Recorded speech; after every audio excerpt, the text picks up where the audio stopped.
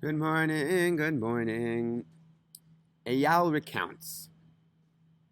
About 24 years ago, Eyal was a student in Tzfat, and his father lived in the community of Kiryat Moshe and would go on Shabbos afternoons to listen to the Ben Ish Chai Shiur of Rav Mordechai Eliyahu.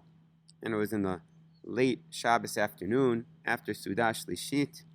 And whatever the Ben Ish Chai was teaching, that's what the Rav would learn.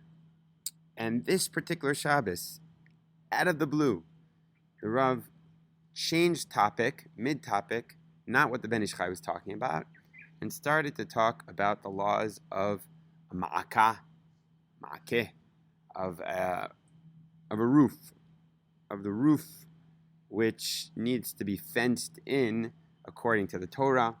And the Rav went on a tangent about how a lot of people are not careful about this, and it's a big problem. When you have, when you're really high, it's very dangerous. You need to fence in your roof like the Torah demands. And everyone kind of looked at each other perplexed.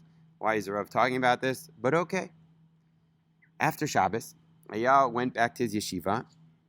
He was called over by one of the Avihem, one of the young students from the yeshiva, who invited him to a festive meal, a Seudat Hadaya. Why? What happened? Come and listen. And this is what happened. After the third meal, the sister of this Avrich was going to wash the dishes, and she would normally just go straight to the kitchen, but this time she decided for no particular reason to go through the salon. On the way to the kitchen, she saw her baby, who was dangling, and she ran and grabbed the baby by the foot when most of his body was already in the air because there was no roof, and they were on the second floor, and who knows what could have happened. But Eyal looked into it, and exactly at the time that the Rav was going off topic and talking about the fence on the roof was exactly when this miracle happened, when this baby was saved. Phew!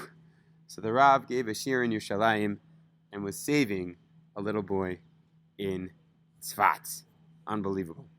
Okay, one more unbelievable story.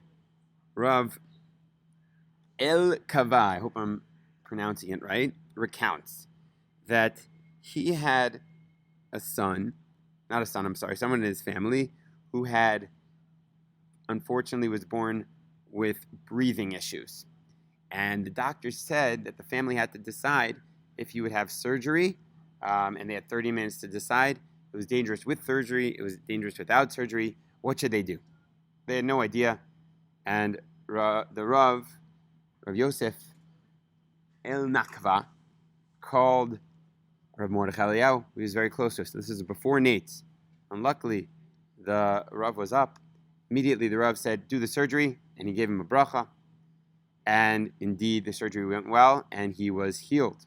The family came back to give thanks to the Rav, and the Rav gave them advice that the baby, you should wash his hands. Wash his hands in the morning.